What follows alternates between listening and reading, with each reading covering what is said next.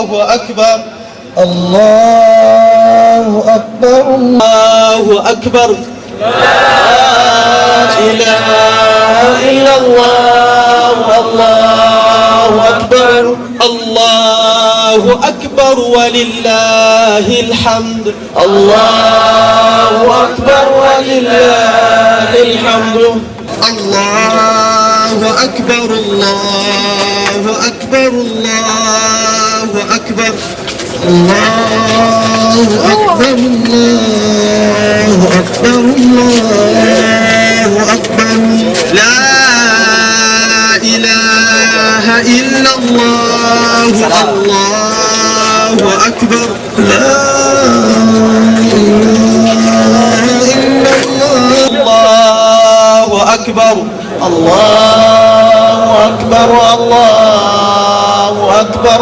الله أكبر لا إله إلا الله الله أكبر لا إله إلا الله أكبر الله أكبر الله أكبر الله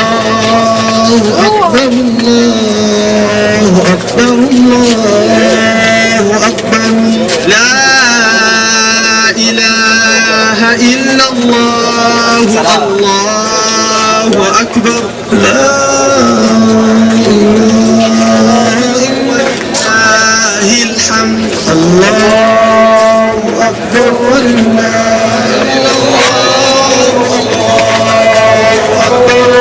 الله أكبر ولله الحمد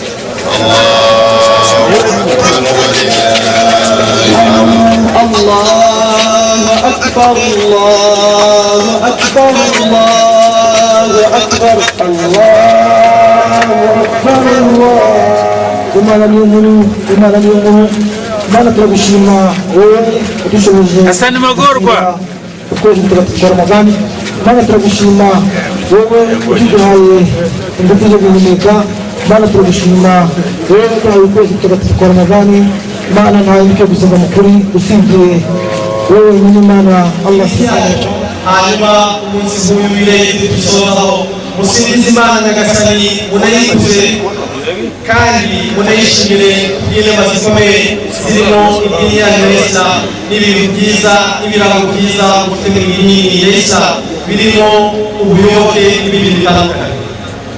Allahu akbar kabira walhamdulillahi kabira وسبحان الله بكرة لا نعبد إلا إياه الله أكبر الله أكبر الله أكبر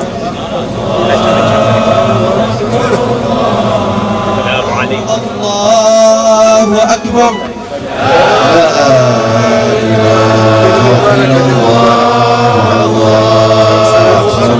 الله أكبر ولله الحمد الله أكبر الله أكبر الله أكبر الله أكبر لا إله إلا الله الله أكبر لا إله إلا الله لله الحمد الله أكبر وأكبر لا إله إلا الله الله أكبر الله أكبر ولله الحمد الله أكبر ولله الحمد tugarukira Imana tuyambaza cyane kandi turushaho gutanga amaturo nk'uko yagenwe n'amategeko. Turayanga tubibutse rero aho mwicaye hose nimusingize Imana. Ntabwo twaje kwicara ahubwo twaje kuyisingiza tunayishimira kandi tuyambaza cyane ariko tukaba tugihumeka kugeza kuri uyu munsi. Kuri aya masaha aho twicaye hano muzirikane iyo gahunda. الله أكبر الله أكبر الله أكبر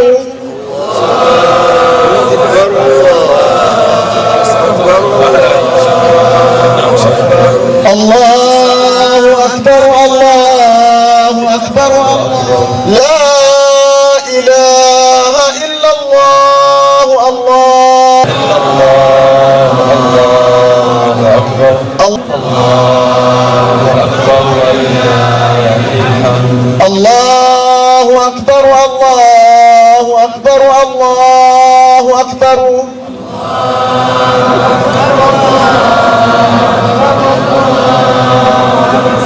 لا إله إلا الله الله الحمد عجيب شهر رمضان الذي أنزل فيه القرآن هدى للناس وبينات من الهدى والفرقان فمن شهد منكم الشهر فليصم ومن كان مريضا أو على سفر فعدة من أيام أخر يريد الله بكم اليسر ولا يريد بكم العسر ولتكملوا العدة ولتكبروا الله على ما هداكم ولعلكم تشكرون الله أكبر الله أكبر الله أكبر الله kugeza mu rupapuro rwa nyuma rwa Abanyarwanda bakurikiye gahunda za Radio Rwanda muri iki gitondo. Ubutumwa nageza ku banyarwanda muri rusange badukurikiye mu by'ukuri ngira ngo murabibona ko muri iyi minsi twari tumaze iminsi dusibye turi mu gisibo gitagatifu. Ubutumwa nageza ku banteze amatwi ni uko imbaga y'abayisilamu bose twayishimira uburyo yitwaye neza. Icyo ni icya mbere. Ubundi ariko mbaha n'ubutumwa bw'uko bakomeza gahunda biyemeje. Ikindi cya kabiri mu butumwa tugeza ku bayisilamu muri iki gihe ni kudateshuka mu kugandukira Imana, bagakomeza ibikorwa byiza bari bariyemeje gukora, cyane cyane mu gushyigikira, mu gufasha abatishoboye no gushyigikira gahunda nziza z'amasengesho. Ntabwo basengaga Ramazani, basengaga mu by'ukuri bagandukira Imana, bumva ko ibyo bakora ari itegeko, kandi gusenga Imana ni itegeko rihoraho buri munsi. Ariko iki gisibo ni igisibo cyiza rimwe mu mwaka, ni nayo mpamvu kujya usanga akenshi babyibambarika. Nagira ngo rero mbibutse yuko muri iki gisibo nubwo tukirangije hari ibikorwa byinshi bakoraga nibabikomeza. Ikindi nabwira abayisilamu n'abanyarwanda muri rusange ni uko iki gisibo hari byinshi byatwubatsemo bijyanyemo n'urukundo no kugira impuhwe no kugira ubumwe. Ubwo bumwe rero bugomba gukomeza hagati y'abayisilamu n'abandi batari abayisilamu bagandukira Imana mu yandi madini. Uwo mutima mwiza wabaranze w'urukundo n'impuhwe ntabwo ari mu bayisilamu gusa, ahubwo ugomba kugaragara no mu banyarwanda bose muri rusange. Ikindi nashimira mu butumwa natanga kuri uyu munsi ni ugushimira abanyarwanda muri rusange, kuko nabo ubwabo baradufashije. Aho twasengaga hose mu misigiti itandukanye wasangaga hirya no hino hahagaze inzego z'umutekano ziturinze kugira ngo tudahungabana. Ikindi kandi n'abayisilamu nabo babashije kubyitwara neza, nubwo izo nzego z'umutekano zabaga zihari zitureberera hafi kugira ngo hatagira umuntu udusagarira, cyane cyane turi muri ayo masengesho. Ndabashimira rero, nshimira ubuyobozi bwose bwadufashije muri gahunda zitandukanye. Nshimira nanone n'abandi badufashije nko mu baterankunga bagiye badufasha, baba ari abayisilamu n'abandi batari abayisilamu, kugira ngo abayisilamu babashe kugira ubuzima bwiza, cyane cyane muri iki gisibo gitagatifu. Mbasaba rero yuko byakomeza kuturanga nk'abanyarwanda, batareba idini rimwe, ahubwo bareberera amadini yose ari muri iki gihugu, badafasha uyu nguyu kubera ko ari umuyisilamu cyangwa se kubera ko ari umukristo, bafasha bose nk'uko twese turi abantu, tukarangwa n'icyo gikorwa cyiza cyo kugirana imbabazi no gufatanya, cyane cyane mu bihe nk'ibi bikomeye. Ubu rwose icyo nashimira nanone mu butumwa bwiza nageza kuri leta y'u Rwanda ni iyi gahunda batugeneye. Ngira ngo murabona yuko twari twaragerageje kureba uburyo twazasarira hariya kwa Kadafi, ariko tuza gutungurwa n'uko imvura iguye, ntawuhindura gahunda y'Imana. Ariko ubuyobozi bw'umujyi wa Kigali bwatugobotse, buravuga buti rwose nta kibazo, mugende musarire muri stade. Ibyo turabashimira cyane, ni n'inkunga baduteye nka leta ariko n'inkunga nanone bateye abaturage batuye uyu mujyi wa Kigali. Ishimira ubuyobozi bwabo rero bw'umwihariko mvuga nti bizahore dukomeze tugire ubufatanye bwiza cyane buduhuza mu byiza. Allahu akbar walillahil hamd.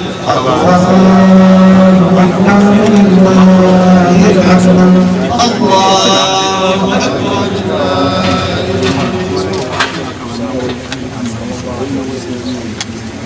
Nyakubahwa Mufti w'u Rwanda Sheikh Habimana Saleh amaze kuhagera,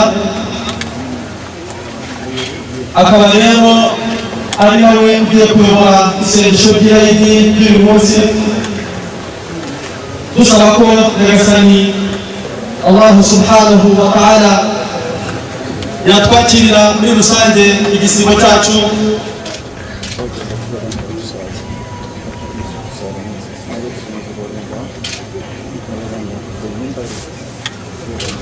Allahu akbar, Allahu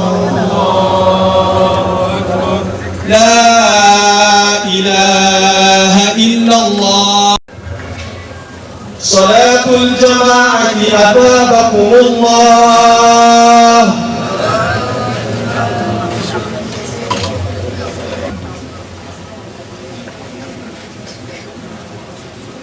استووا وترسوا يرحمني ويرحمكم الله. الله أكبر.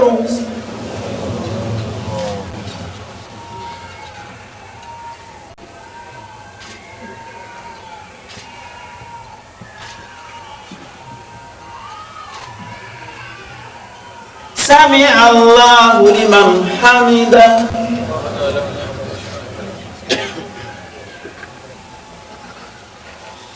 الله أكبر.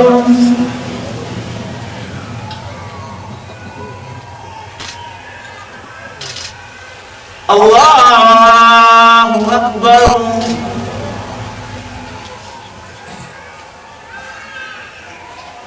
الله أكبر.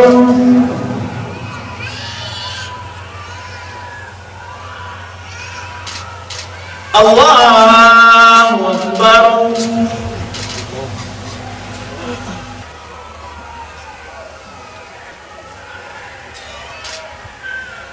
السلام عليكم ورحمة الله. السلام عليكم ورحمة الله.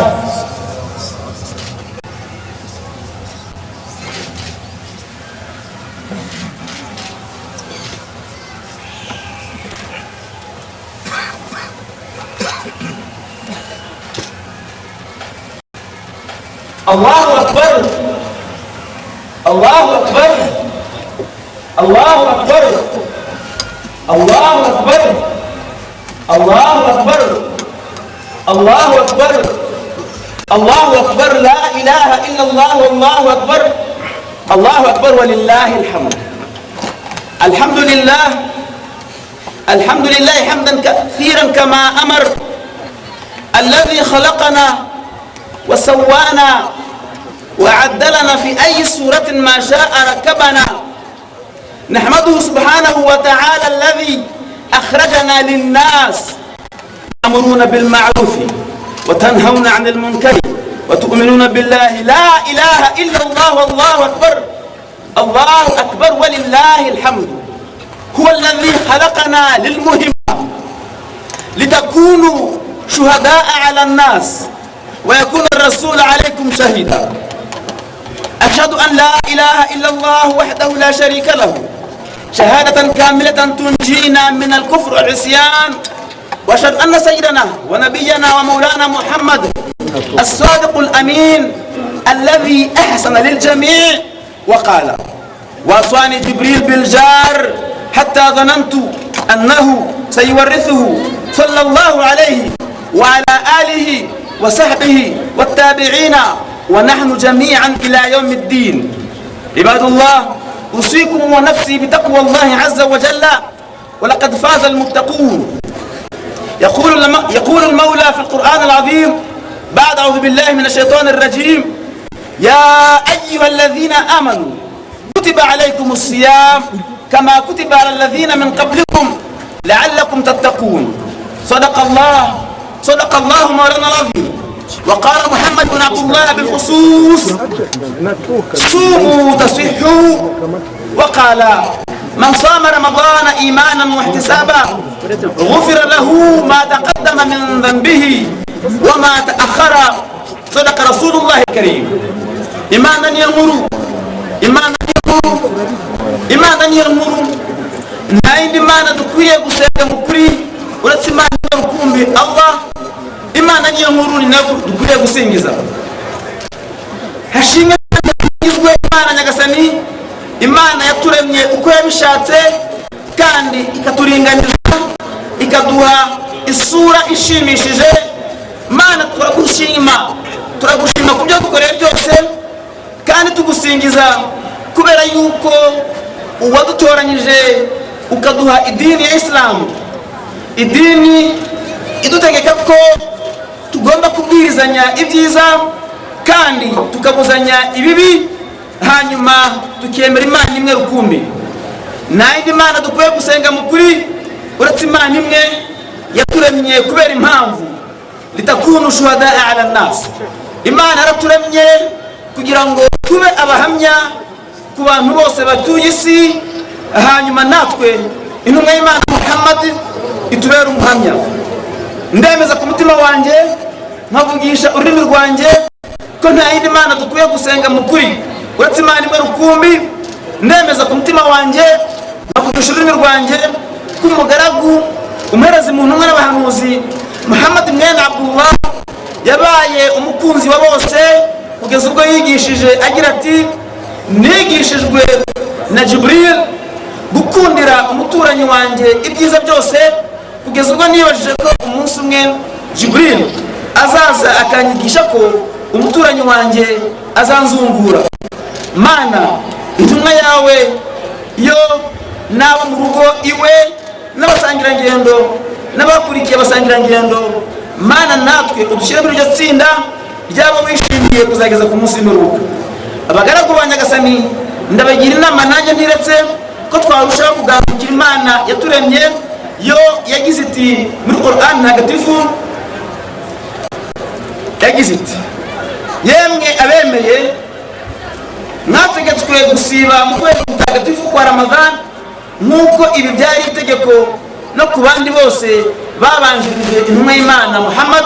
Aha twavuga tuti uhereye kuri Adamu ukaza ukamanuka ukageza kuri Musa, aribo abandi bita Moses, Isa aribo abandi bita Jesus.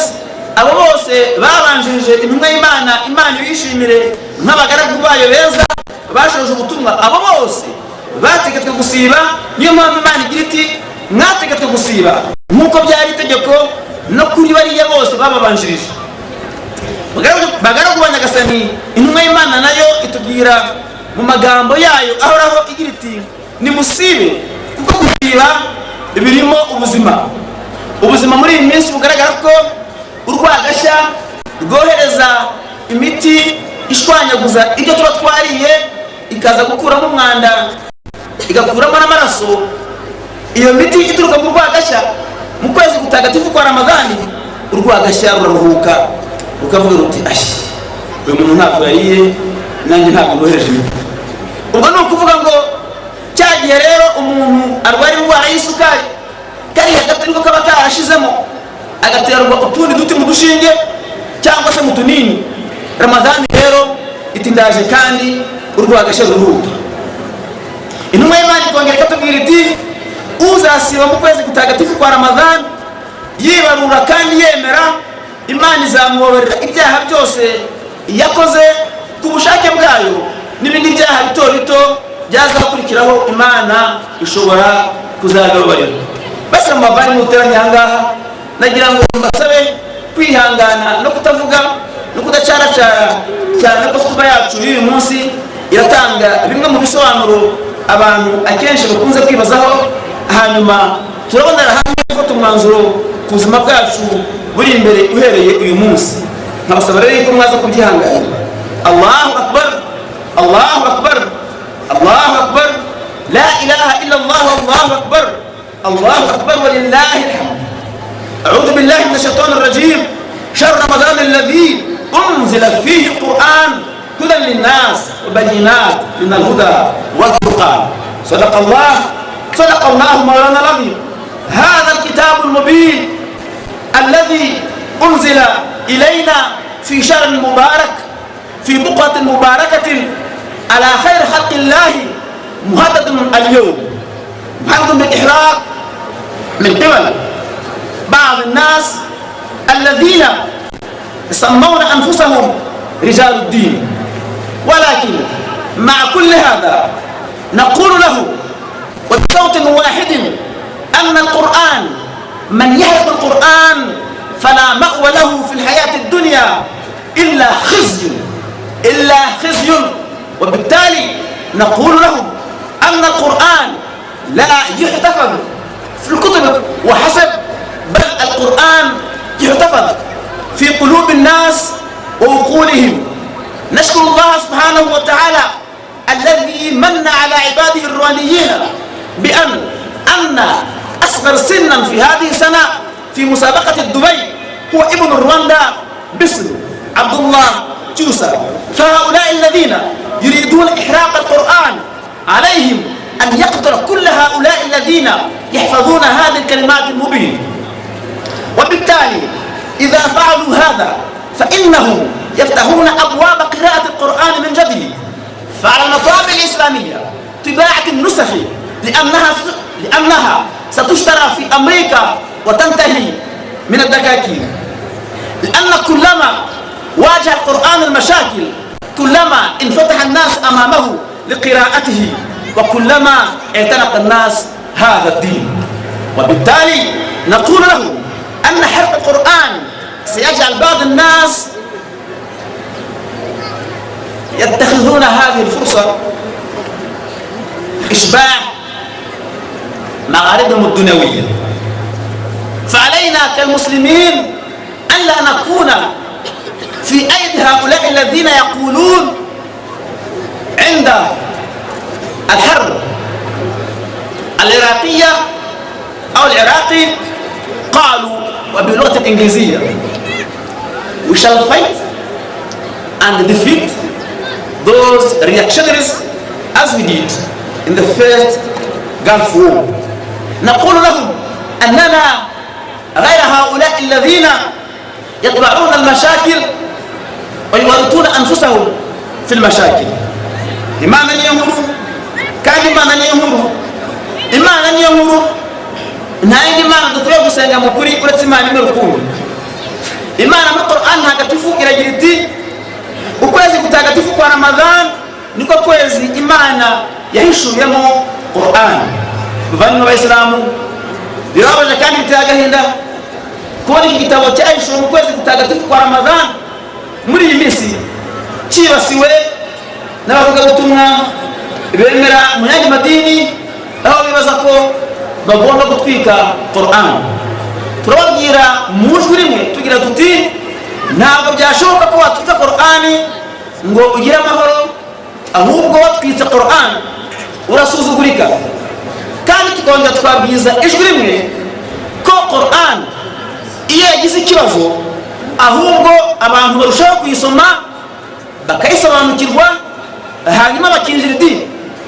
Turafata akanya dusaba amacapiro yose ya Kiislamu ku isi ko yacapa Qur'an nyinshi cyane, kubera ko ubwo Qur'an yagize ikibazo mu bihugu by'Iburaya hose no muri Amerika ubu igiye kugurwa ku buryo nta bizongera kuboneka mu nzu zicuruza Qur'an. Ni ukuvuga ngo rero uwakwibaza kwitwika cya mbere cyo aba ayogagije.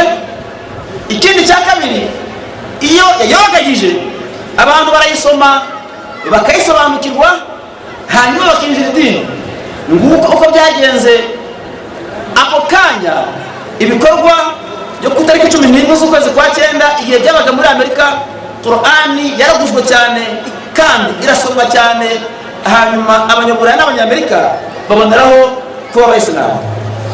Ikindi twabwira uriya wese wibaza yuko gusuzugura Qur'ani hari icyo byamufasha, turamubwira tuti ahubwo uba urimo kuyogagiza ikindi bongera umubare w'abayemera.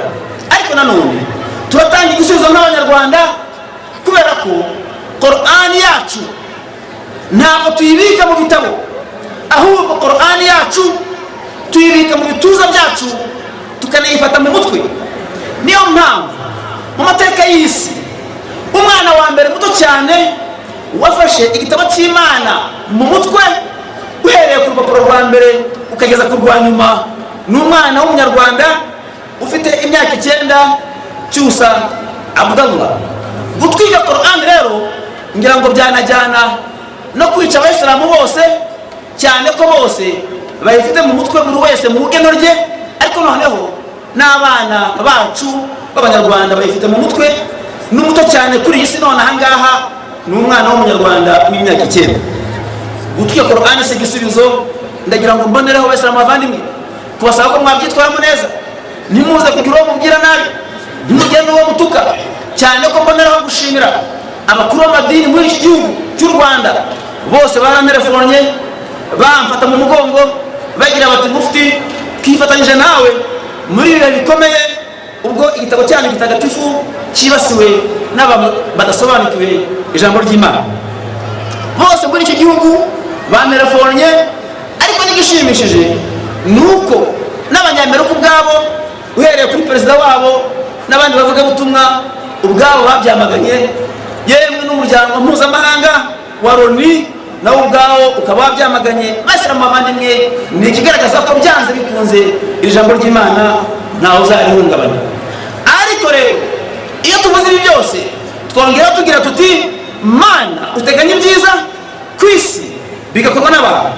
Bashyira mu bavandimwe aha mu Rwanda dufite icyizere cy'uko nta wahungabanya imyemerere yacu, yemwe nta n'uwatubuza kwisanzura, yemwe turamutse twiyubashye tukubaha n'abandi, yemwe nta wasuzugura undi, cyane ko iki gihugu cyacu kibungabunzwe muri ibyo n'abagabo batazahinduka ku mugambi. Qur'an iti iyo hatajya kubaho abagabo barengera abandi, iyi misigiti mubona n'amakanisa n'isinagogi byari kurimbuka. Qur'an ntagatifu. Bayisilamu bavandimwe hagomba kuboneka bitangira abandi.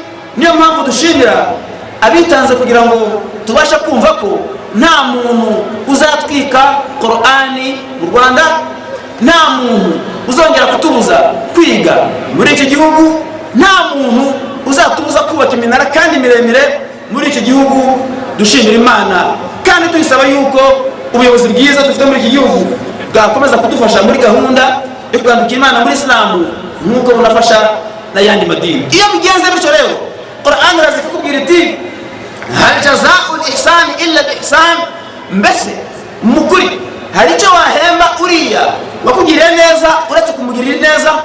Qur'an ikongera ikakubaza ikagira iti wala tansaw al-fadla bainakum inna Allaha bima ta'maluna basir.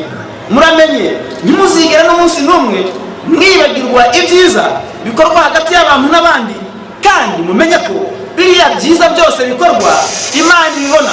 Abayisilamu bavandimwe wanyurwa amanuma kandi ukitwa ushize impundu, ariko ntiwahakana ko umunsi umwe utabashije gusari, ntiwahakana ko umunsi umwe adhana itasohokaga, ntiwahakana ko byanze bikunze wigeze guhindura amazina ngo ubashe kwiga. wa kuntum ala shafa hufratin minan nar fa anqadhakum minha, mwigeze kugera ku mwobo kurimbuka, Imana yawubakuye hejuru. Imana imaze kubakura hejuru rero bese abavandimwe nta na kimwe wakora kugira ngo usubire aho wavuye, ahubwo ukora ibishoboka byose kugira ngo noneho wibungabunge ukore ibikorwa bikomeye by'ubutwari bitagereranywa. Bese abavandimwe nubwo byaba ko usiga mu buzima bwawe, ariko ukabikora kugira ngo iminsi mibi wabayeho itazongera ikagaruka, dore ko iyo urangaye gato bishobora kugaruka. Iyo wiswe ushize impundu byanze bikunze biba byagaruka. Iyo byagenze bityo rero bigenda bityo bese abavandimwe kuri bariya bose babigizemo uruhare. Bese abavandimwe dufungura amagambo y'intumwa y'Imana dusange itubwira kandi twigisha igira iti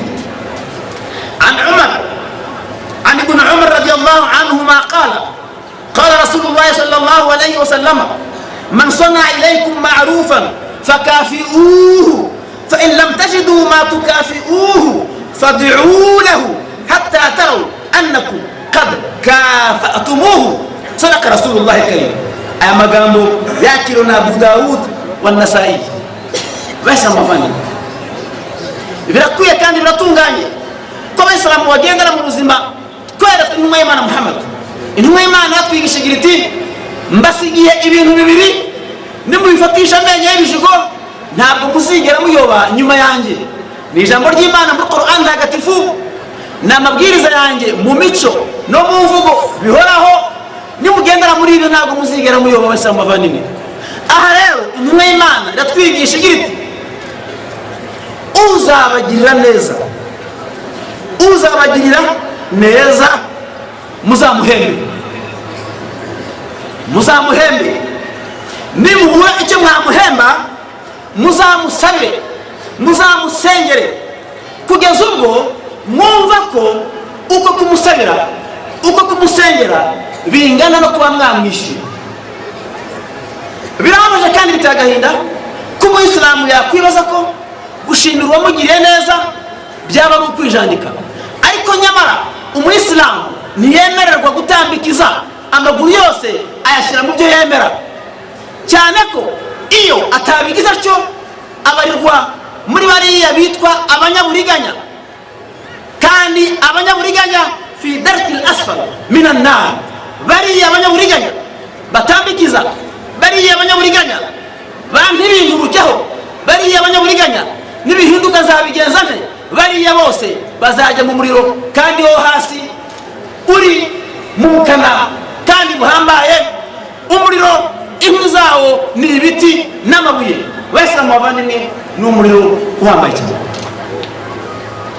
Iyo ushima ugomba gushima kandi ukanagaragaza ibyo ushima.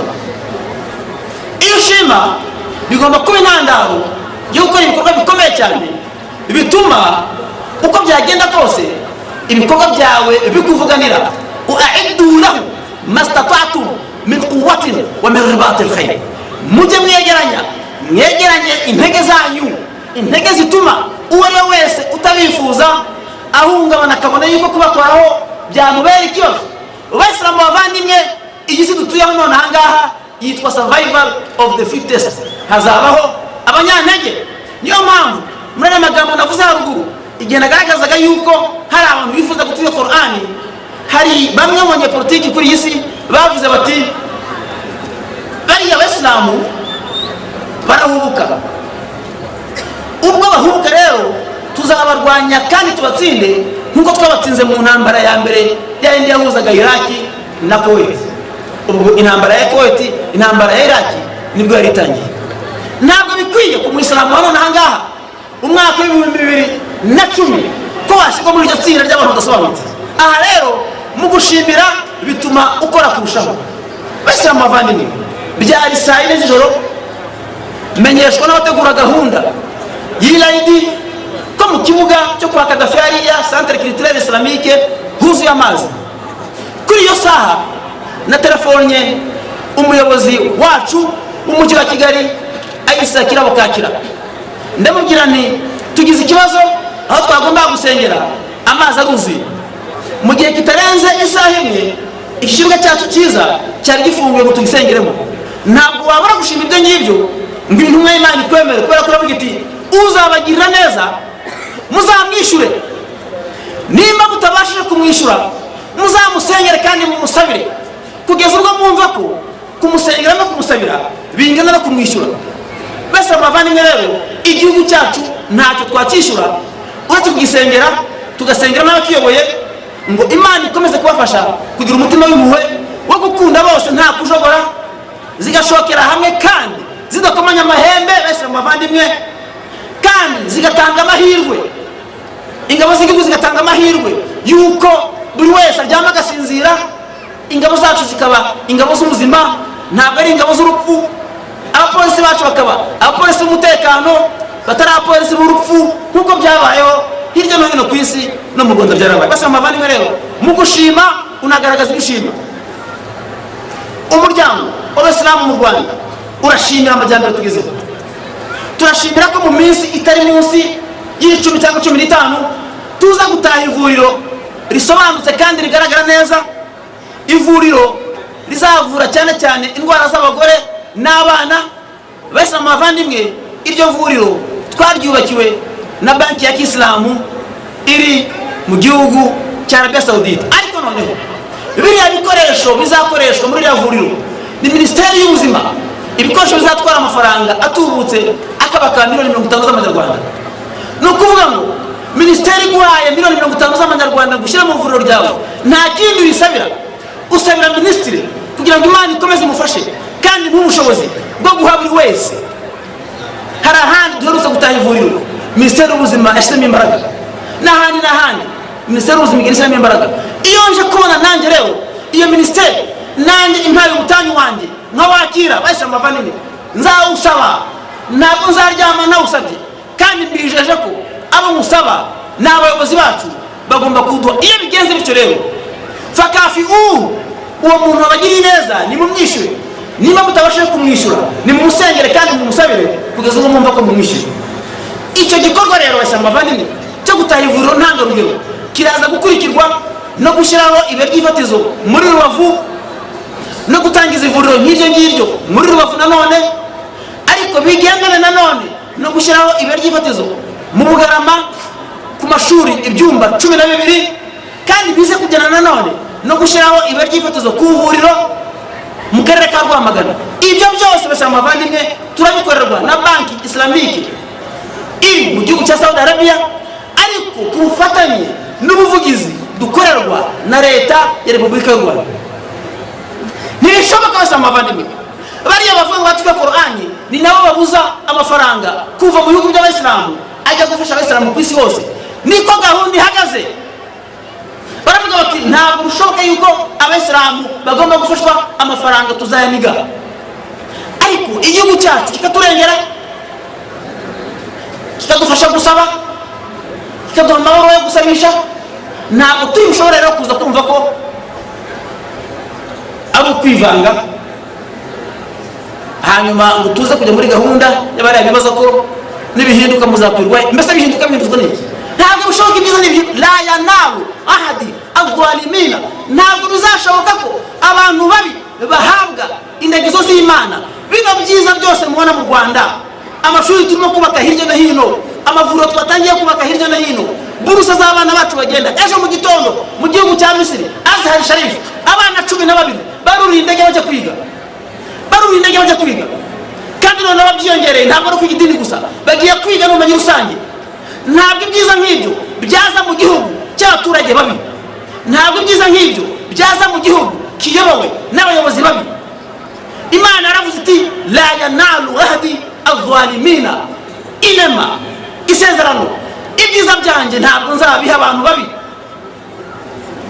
Aho bitari bashyira amavandimwe, Abayisilamu bafite ingorane nuko hari ikibazo hari ahantu.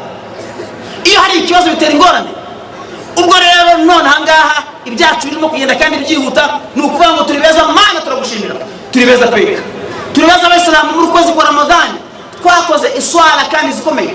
Abana bato, abagore n'abagabo bagiye muri qiyam, baranijoro basenga, baranijoro basaba Imana amahoro, basaba Imana umutekano, basaba Imana gukira. Abayisilamu tugomba gukira. Ntabwo byashoboka yuko tudakira, ntabwo bishoboka. Ubukene byegereye kuba umuhakanyi, ntabwo byashoboka umusilamu udakomera. Ntabwo bishoboka yuko umusilamu yambara imyenda idafite isuku. Man akala thu fala yahduru musallana hada. Umuntu uzarya ibitungurusumu akabanuka mu kanwa ntazaze gusara kuramukira abantu. Isuku mu kanwa, isuku mu maboko, isuku aho dutuye, isuku aho dusengera, isuku aho dukorera basamba banini. Niyo mpamvu mu Kinyarwanda hongeyemo ijambo ryitwa umusirimu. Umusirimu ni umuntu ufite isuku, ariko umusirimu bikomoka ku musirimu, umuntu w'umuyisilamu nyine byumvikana. Aha rero basamba banini turabashimira kandi biratunganye kandi birasobanutse kandi ni byiza cyane. Ibyo mwakoze muri Ramadani tubyeretse Imana basamba banini. Iswala mwakoze muri Ramadani tuzeretse Imana. Amafunguro mwatanze muri Ramadani tuyeretse Imana. Ubwitange bw'inzego z'umuryango w'Abasilamu mu Rwanda uhereye ku musigiti kugeza mu biro bya mufti dushakisha imfashanyo hirya no hino, twatanze amafunguro menshi cyane. Ariko igishimishije kurushaho nuko n'aya mafunguro muri buri musigiti kandi uturiwe n'abantu benshi, abantu barariye barasigaza basamba banini, twumva badushimishije. Ariko igisumba byose uku kwezi kwa Ramadani kwaranzwe n'irushanwa rya Qur'an. abantu basomye Qur'an ku buryo bufatika. Icyo kikaza kubona igisubizo kuri uriya wese wibaza yuko hano mu Rwanda bizamworohera. Umwana watsinze ku mwanya wa gatatu mu rushanwa ryo mu Misiri n'umwana w'umunyarwanda ufite imyaka 16 yatsinze Abarabu, atsinda abazungu, abantu wa gatatu.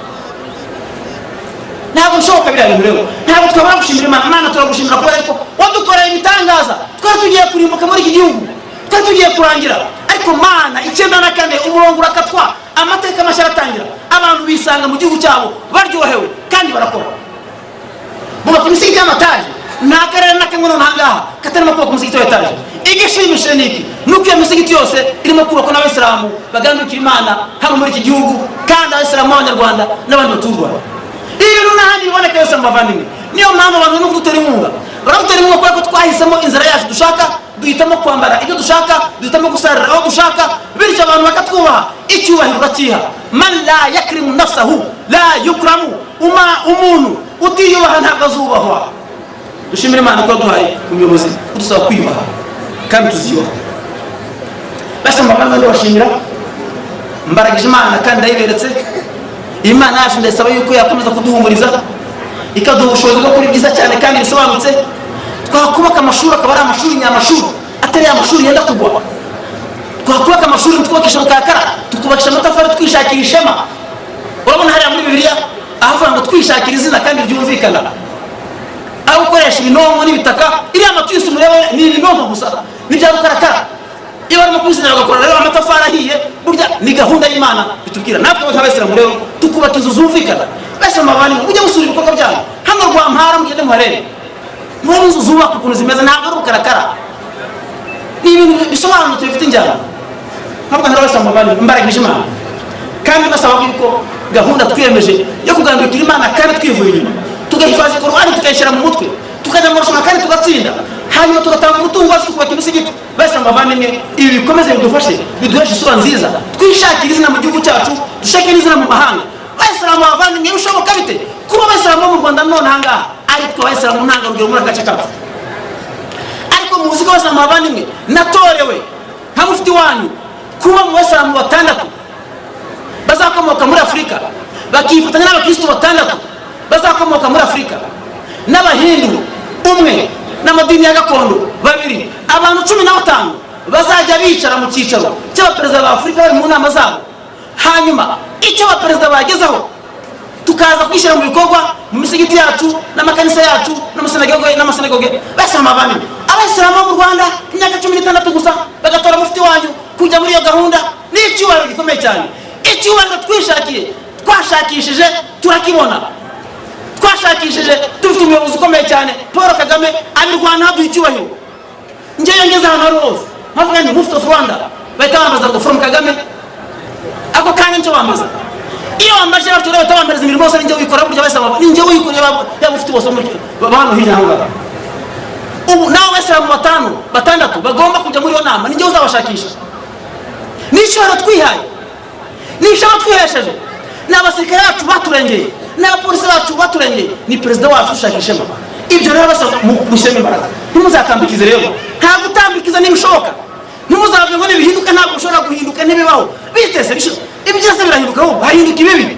Iyo abantu bica abantu barahinduka, iyo abantu barya abantu barahinduka, iyo abantu babuza abantu kwiga barahinduka, iyo abantu babuza abantu kubaka barahinduka, iyo abantu bakarukakara barahinduka. Ibyo byose bigomba guhinduka. None se byahinduka bijya he handi? Amatafari se wahinduza iki none? Isima se wahinduza iki none ahangaha? None se za buruse zisobanutse abana 12 bagiye kwiga mu Misiri ejo, umunsi wa ejo barajya kwiga mu Misiri. None se azakorwa iki? Basa mbabana ntabwo turi ubyemere bino bintu. Ndagira ngo mbabwire ko gutandukanya u Rwanda na Islamu ntabwo bizashoboka mu muryango wose mu Rwanda. Ibyo ntabwo byakwemerwa. Kandi reka mbabwire, reka mbahengereshe kubasa mbabwire, ndifuza kubaha ingeresha. Hari ikintu cyitwa Azhar Sharif, kikagira umuntu witwa Sheikh Al-Azhar. Hari ikindi kintu cyitwa Islamic Call Society, kikagira n'umugabo witwa Dr. Sharif. Icyo ni cyo muri Libya, icya mbere cyo mu Misiri, icya kabiri ni cya Libya. Tujamuke tujya hakurya y'amazi, hari cyitwa Rabitul Alam Al-Islami. Icyo ngicyo gitegetswe n'umugabo witwa Turki, Dr. Turki, ni cya Arabia Saudite. Bari abantu kuri batatu mabwiye n'abandi benshi ntababwira bariya bose bakora gahunda zitunganya ibihugu byabo, bariya bose bavuga amazina meza y'abayobozi babo, bariya bose bakora gahunda z'abayobozi babo. Kuki njya wambwira ngo sinkora gahunda za perezida wanjye? Ntibishoboka bwawe. Baza kuki byemerwa rero bikanga iwacu? Ntabwo bishoboka. Hanyuma ikindi cya kabiri, mbese watandukanye ute amajyambere Islam yagejejeho abanyaturukiya? Kuki wanga ko amajyambere Islam yagejejeho abanyaturukiya bagategeka isi imyaka isaga 600, ayo majyambere atazi Kigali? Nanjye nkumva mpumetse ibiyaga biherekeza kwiga iwacu, nanjye nkishakira izina. Nakuntu ibyo ni iby'iwacu, ariko mpamya neza yuko burya na Vatikani ifite uruhare rukomeye cyane mu buhangange bw'Uburayi n'ubuhangange bw'Ubutaliyani. Burya Canterbury mubona mu Bwongereza, uriya Archbishop of Canterbury uganira na Queen amasaha yose bagakora gahunda bafatanyije. Ntabwo uza kwanga ko Canterbury yagize uruhare mu buhangange bw'Ubwongereza. Hanyuma Canterbury na Vatikani na Islam bihurire i Kigali ntidukuremo porogaramu natwe. Tugomba kubona porogaramu iyo bidashobotse ntabwo tubyemera natwe. Aha rero niho nanjye mfatira nkavuga ni Islam yanjye n'igihugu cyanjye ntawe bitandukanya ngo nemere. Ntabwo byashoboka. Basa amabanga imbaraga Imana, kandi mbijeje ko tuzaharanira mu muryango w'Islam mu Rwanda ko mwubahwa, ariko namwe mukubaha. Byamara kugenda bityo mugakora amajyambere kandi yihuse. Amajyambere arimo kwiyubaha aza kubyara ko umukirisitu n'umuyisilamu mu Rwanda baturana mu nzu imwe bameze nk'intare n'intama, kandi nta na kimwe gihungabanya ikindi. Iyo byagenze bityo u Rwanda rurazamuka. Bakaza kuduhamagara, ubu tugiye ko urugendo rwitwa American Tour. Abayobozi b'Abayisilamu n'abayobozi b'Abakirisitu tugiye gukora icyo bita American Tour, tubereka ko kubana bishoboka, igikenewe gusa ni abayobozi bazima. Ubwo nabo tuzabatiza Paul gakeya abanza baya porogaramu ibyo bazagendera. Aha rero amavandimwe, ntabwo no kwijandika, ahubwo no kuvuga ngo ibyiza byacu dufite tubivuge, kandi tutabivuga n'abandi bazabivuga, n'amabuye azabivuga. Wanjye tubivuga umunyarwanda, byanjye tukuryohera umunyarwanda, bizaryohera amahanga, bizaryohera amahanga. Basa amavandimwe, ndabasabe ko dushyiramo imbaraga, reka dushyiremo imbaraga, twibungabunge, dukore ibintu bikomeye, twirwaneho, tubandire neza abandi, natwe tubandire neza. Ariko nsubira hanze ya Qur'ani, bariya babashaka kwiga Qur'ani burya numva ko bamaze no kubivaho, ariko no kwikinira. Iyo bayiteye ikibazo Qur'ani soma cyane kurushaho, iyo bayiteye ikibazo abantu binjira idini kurushaho. Basa amavandimwe, ndagira ngo nongere mushimire kuba mwitabiriye isura y'uyu munsi muri uyu mubare kandi munini, umubare ushimishije. Ibyiza byose Abayisilamu mugezeho byose murabikesha ubwitonzi bwanyu no kubungabunga umutekano. Mwabungabunga umutekano muri Ramadani, umutekano wanyu mu misigiti, nta kibazo cyabonetse, nta gutukana kwabayeho, nta bibazo byabayeho. Basa amavandimwe, ndagira ngo cyo nanone ntibashimire. Twigeze kwa muri iki gihugu abantu baza gusara bakabaza kureba ugiye gusarisha, ndagira ngo mushimire. Turangije imyaka 10 mutabanza kureba uje gusharisha, uza gusarisha, cyane ko mufite icyizere ubuyobozi bwanyu mu rwego rw'idini.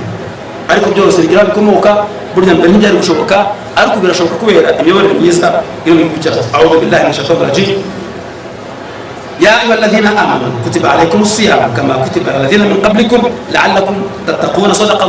صدق الله مولانا العظيم. اللهم انصرنا واسترنا واحفظنا واحمنا بالقرآن العظيم. اللهم ارزقنا تلاوته آناء الليل وأطراف النهار فتوبوا إلى بارئكم لأن التائب من الذنب كمن لا ذنب له.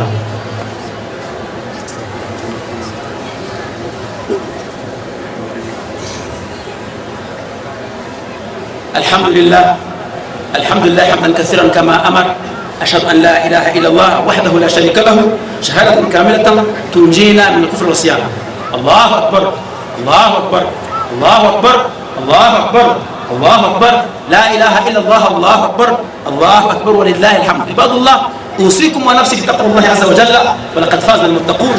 حاسبوا أنفسكم قبل أن تحاسبوا، واعلموا أن غدا بين يدي الله موقوفين، وسيعلم الذين ظلموا أي منقلب ينقلبون. عباد الله، اعلموا أن الله سبحانه وتعالى أمركم بأمر بدأ بنفسه وثنى بملائكة المسابات بقدسه وثلث بكم أيها المؤمنين من بيات الجن وإنسه. فقال تعالى مخبرا وآمرا بعد أعوذ بالله من الشيطان الرجيم: إن الله وملائكته يصلون على النبي يا أيها الذين آمنوا صلوا عليه وسلموا تسليما.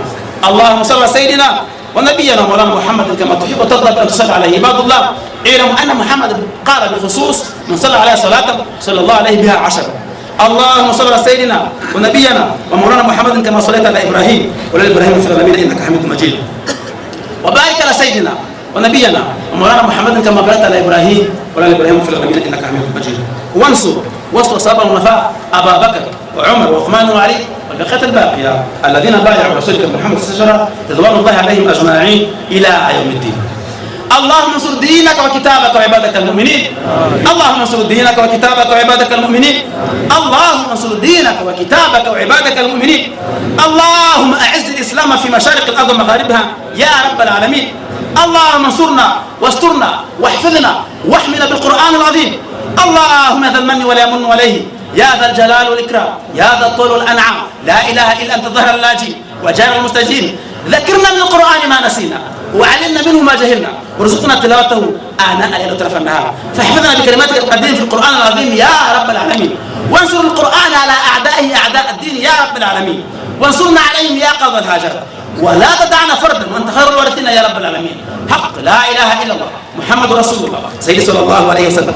ما نجرم بوزن نجرمه ما نجرم شكال توبوت ما نجرم بيزر سكان يهره ما نوزام يجرنها بقول تبونمو ما نوزام يجرنها ينجي تبونمو يبجى سني بتنجز الجماعة تقول تجيبوا تشاتو مانا أما فنغريات مانا نبري مجريا منوري أما فنغريات نبني نجمانا يتكلم جرسي أما فنغريات مانا يتوبر هوكو شاكا كبر يوكو أما دفت ما فنغروسي باي أما دفت ما فنغروسي بيتنا أما زنا دفتته أما سانجر وسايل تاني يسام مانا utubura amafunguro mu gihugu cyacu kandi Imana si n'amafunguro gusa dushaka turashaka yuko tuzamura icyubahiro kuri twibaha cyane kandi tugakomera tuzabona amafunguro kandi tworoheye Imana ni ku bushake bwawe kandi ku bwiza bwawe Imana twese igihugu cyacu tukweretse abayobozi bacu tukweretse uri kusonga Imana ukomeza umufashe umubera amaboko umugenda imbere umugenda inyuma hejuru Imana no hasi umufashe gutunganya gahunda kuri uyu munsi Imana turasabye kubera yuko tugire neza twarangije amatora Imana dutangira gusiba mu gusiba twarasenze kandi turashima Mana amashimwe twohereze n'amasengesho twakoze abintandaro yuko wari ukamirwa Mana wakamirwaga nini arangiza urugendo rw'imyaka 7 akamirwa 49 Mana ibi turabikweretse kandi tuze neza yuko biduha tukweretse abese muri iki gihugu Mana babunga bungire babahe umutungo kandi utubutse batuze mu birego kandi hasa neza batuze mu mataje Mana mu bushake bwawe kandi wabikora Mana abantu bose bemera Imana muri Islam Mana bahibyiza bishoboka baha amashuri meza baheza buse nziza mu bihugu byose biri kuri isi biga amasomo yose arayidini nawe umenye rusange Mana bashire mu ngabo Mana bashire mu gipolisi bagira aba ministry bashire mu deputy Mana kandi tuzuko bishoboka kubera ko byarahindutse mu Rwanda kandi bishoboka Mana bashire mu gihugu babaye cyane baba imyaka myinshi barabujijwe gutunga no gutunganirwa kubyitegeko by'umwaka w'1925 twakatiwe mu ntambi tubuzwa kwiga tubuzwa gutunga ubutaka tubuzwa gusura no gusurwa Mana ubu byararangiye dufite twisanzure Mana utahe imishinga myiza Mana turabikweretse bira kandi birashoboka Mana duhe gutaha imishinga buri munsi kandi tumara gutaha dutangize n'indi buri munsi kandi bose n'abatuye igihugu cyose Mana abasenga mu yandi madini atandukanye nabo bahe abakristo bahe n'abagakondo Mana kubushake bwawe ubahe kuko nuha bamwe abandi tuzabyana duhe twese rero duhage Mana kubushake bwawe kandi twize ko babidukorera اللهم يا ربي انصرنا واسترنا واحفظنا واحمنا كن معنا يا الله حق لا اله الا الله محمد رسول الله سيدنا صلى الله عليه وسلم سبحان ربك وسلام المرسلين والحمد لله رب العالمين وكل عام وانتم بخير والسلام عليكم ورحمه الله تعالى وبركاته.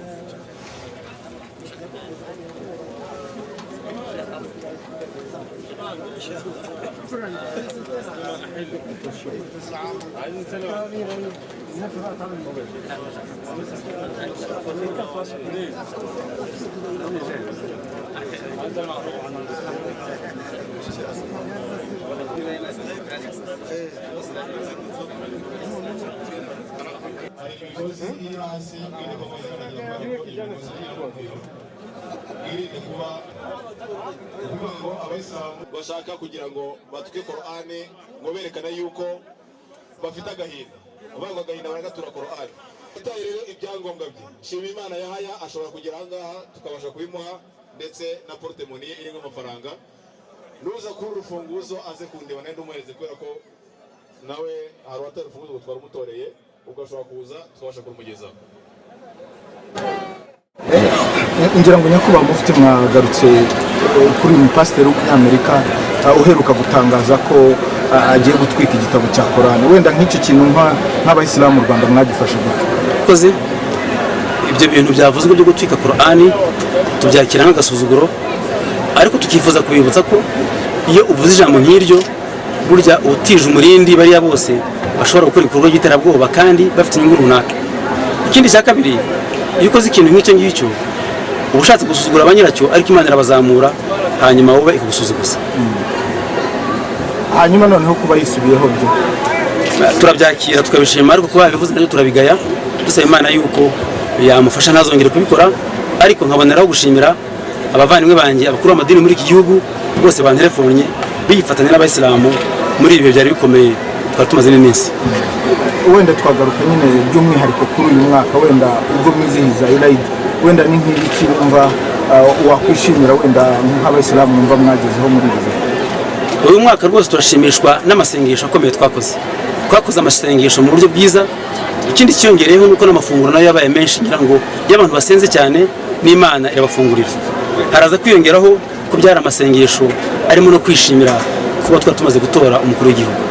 Wenda ngira ngo wakomoje ku rwego rw'ubuvuzi cyane mu jambo wagejeje ku mbaga y'abayisilamu barahangaha. Wenda kuki wenda umva mwihatiye ubuvuzi, wavuze ibitaro, uvuga amabuye y'ifatizo arimo aragenda ashingwa hirya no hino mu gihugu? Murakoze. Mukuri umuryango w'Abisilamu mu Rwanda ntabwo wigeze ugaragara mu buvuzi. Kuba tugiye kubikora rero turabikesha ubushake bwacu, ariko tukanashimira igihugu cyacu kibidufashamo mu rwego rw'ubuvugizi. You can do in English? Yes. Mufti, there's an American reverend called Terry Jones who had threatened to ban a big number of Qurans that he had stored. What's your take as a Muslim leader in Rwanda? What's your take about that? For me, I would like to advise my brother pastor that his claims of banning the Quran, in fact, is giving an opportunity to those they call radicals. Because normally radicalism thrives in the climate of chaos, hopelessness, and the climate of hatred. So is in fact trying to instigate hatred, therefore he must wait for this type of radicalism. The most vibrant sectors in development in the country. What are some of the areas of development that you have realized as the Islamic community? We glorify the Almighty God for affording us for the first time to be able to endeavor into health sector.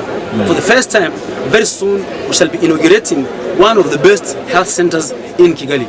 And thereafter we'll be putting the foundations of some health centers around the country. So we really congratulate ourselves and attribute our achievements to our leadership in this country. And why specifically the focus on this very sector? Normally, a good soul will have a seat in a healthy body. Therefore, we'd like to have our Muslims as healthy as possible. Thereafter, to be able to work very hard, and then they earn and they get more enough money to be able to send their children to schools and to be able to do whatever it takes to be a strong community and good citizens of this country.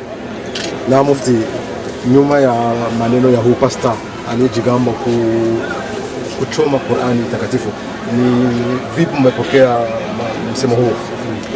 Huyu msemo tumeupokea kwa huzuni kubwa, lakini vile vile tunampa mawaidha, tunamwambia kuwa yale ambayo wanayogopa ya wagaidi, kawaida magaidi kuchukua fursa kama hii na kuweza kufanya yoyote yale wanataka kuyafanya kwa maslahi yao binafsi. La pili ni kuwa kila mara wakifanya mambo kama haya yanasababisha ulimwengu kusoma Qur'ani sana, na watu wakisoma Qur'ani sana wanaingia dini, na haya mawili ndio ambao wanaogopa. Sasa tunawaambia jameni, msifanye makosa kama hayo. La pili, Qur'ani yetu haiwekwe kwenye vitabu. Qur'ani yetu inawekwa kwenye mioyo na vichwa vya watu, na hilo lazima tuoneshe kuwa kwa baraka zake Mwenyezi Mungu, kwa mara ya kwanza hapa nchini Rwanda na Afrika kwa ujumla, mtoto mdogo sana ambaye kwamba amehifadhi Qur'ani ni Mnyarwanda Abdullah Chusa wa miaka 9. Sasa ikiwa atachoma Qur'ani wauwe na wale ambao kwamba wamehifadhi.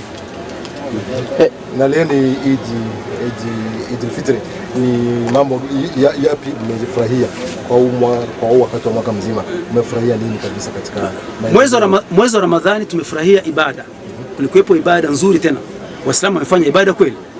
Ibada zilikuwa kwa kuomba na kwa kushukuru kwa tumekuwa tumemchagua kiongozi wetu, lakini vile vile tumeomba maendeleo mazuri, ambapo kwamba kwa mara ya kwanza Baraza la Islamu nchini Rwanda tumeweza kuingia katika sekta ya utibabu, kitu ambacho kwamba kilikuwa hakipo kabla. Nyakubahwa Mufti, ugereranyije igisibo cy'umwaka washize n'ubu ngubu niki kiriho twavuga cyitandukanyirizo kigaragara ko ubu ngubu ugereranyije igisibo cy'umwaka washize? Umwaka ushize byari byiza, ariko umwaka byari akarusho cyane ko byahubiranye no gusiba dusaba, ariko tunashima. Byatubereye byiza rero ko twashimiraga ibyiza twari tuvuyemo byo kwitorera umuyobozi, hanyuma twaranasabaga twongera kubyo dufite, cyane ko bwa mbere mu mateka iyi Ramadhani duhaye amahirwe yo gutaha amavuriro no gushyiraho amabuye y'ifatizo ku yandi mavuriro hirya no hino mu gihugu. Nyakubahwa Mufti, u Rwanda rwinjiye muri East African Community. Muri ibyo bihugu byose basanzwe bagira konji kuri Eid al-Adha ndetse no kuri Eid al-Fitr. Sinzi icyo umuryango w'Islam mu Rwanda urimo urasaba nyuma yaho uhawe Eid al-Fitr nka konji, niba hari icyo muri gukora kugira ngo na Eid al-Adha naho bazatange konji ku rwego rw'igihugu ko n'ahandi biba. Byose bikorerwa mu bihe byabyo, turimo kuganira n'igihugu cyacu kuri byinshi, nta nubwo nakonje gusa, ariko turashaka yuko igihugu cyacu gikomeza kudufasha mu iterambere ryihuta dukeneye. Murakoze cyane.